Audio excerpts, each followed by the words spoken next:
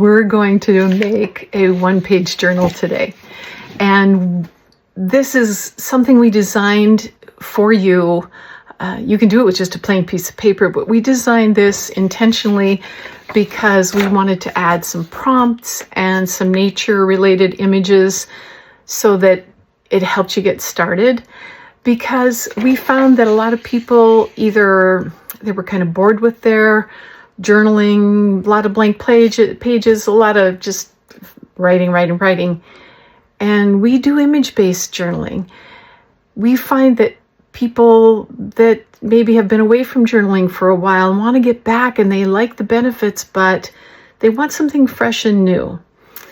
It's also the first step to what is in the family of meander books, which can be loads of fun. So this one-page journal that we designed, this style is a pattern for you. If you work with little kids, you can make books with them, and it is a book-making technique. If you, which we've used in like our book-making classes and journal-making classes, they can become pretty impressive and something larger, or they can be small and just tuck in as a inspiration for the page you're working on. I mean, there's so many uses. So we designed this one for you. You go into our Bound to Journal website, and on the resource page, which you just sign into, it's all free,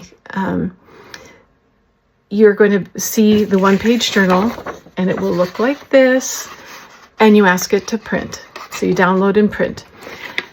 Before you push go on your print, it's going to want to print this landscape, which looks like it would make sense, but you want to just push the little button right next to where you say, I want 1 copy or 2 copy, that kind of thing. Push portrait. It's going to want to then set it up so you'll get this full page in yours. That's it. Once you're printing, there's only a couple steps left. So print it, and let's start the next steps. We are now going to do the folding. Before I do that, I was just going to make a note. I had a couple of these scraps here. We save these, and you'll see in another video how we use them.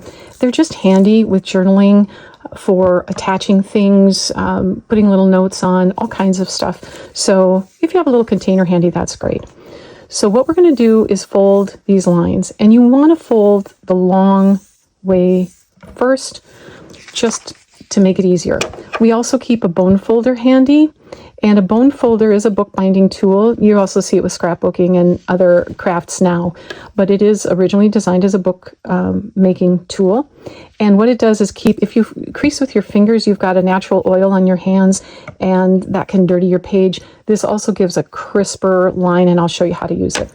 We're going to do a simple form of finger pressing. So you want to be able to see the line that you're working with. And all I'm going to do with finger pressing, I'm not going to squeeze so hard that I'm trying to score it. I'm just going to gently try and follow so that dotted line is right up on top. And I'm going to work my way across.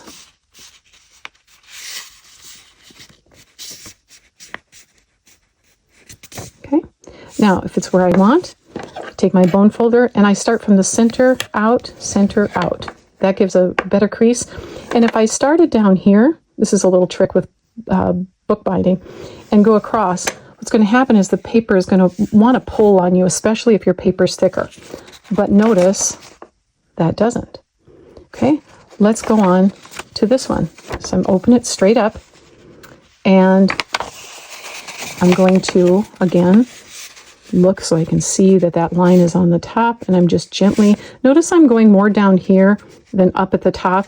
I'm just trying to help the fibers of the paper learn where they're supposed to bend.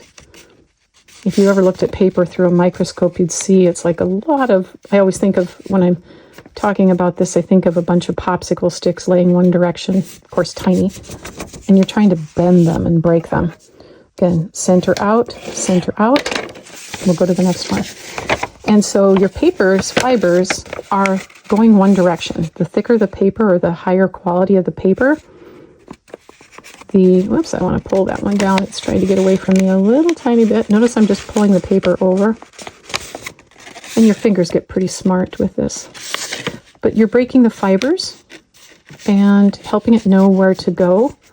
And once it does, it works for you instead of against you. So again, there we go. Now, let's do one other thing to make this even easier. And it's also a trick you'll use later on with other books. So this original fold was up like that. Remember? That's called a mountain. We're going to make it a valley. So I'm going to reverse it. Your fingers will help it. Notice how it already wants to go there.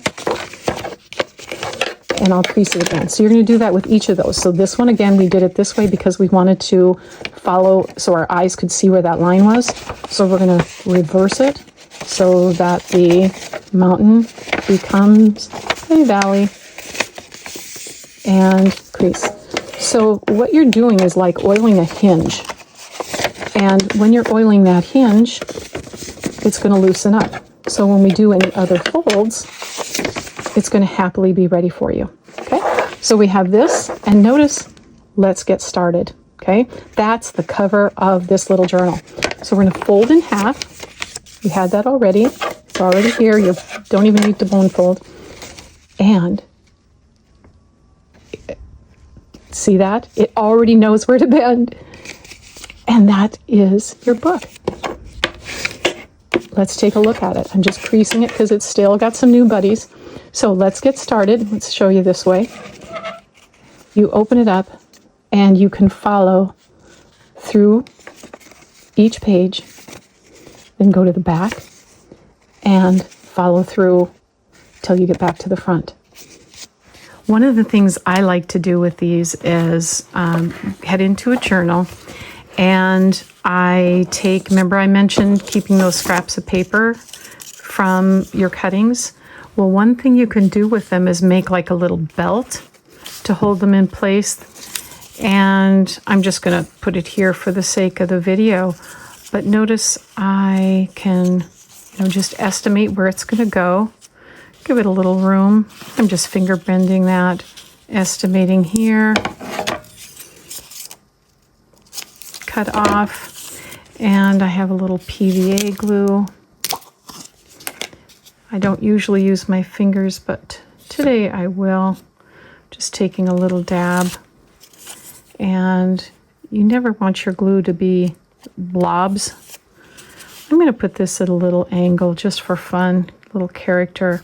I'm not going right up to, I'm going out a little bit. And then I'm going to come over here. Again, I want it to be a band to hold it. I'm going to cut that a little shorter. And I'm not going to go all the way in. I'm going to give it a little bit of a cushion there. Again, a little tiny, just touching the top of my glue, little smudge. And attach that. I could have written on this. I still can. I can embellish it. I can do all kinds of things to make it look a little more finished. But this is just a scrap of paper and it can hold it. Then I've got the whole rest of this page that I can continue journaling about my experience. Of course, putting a date on is always important. And I have all kinds of options.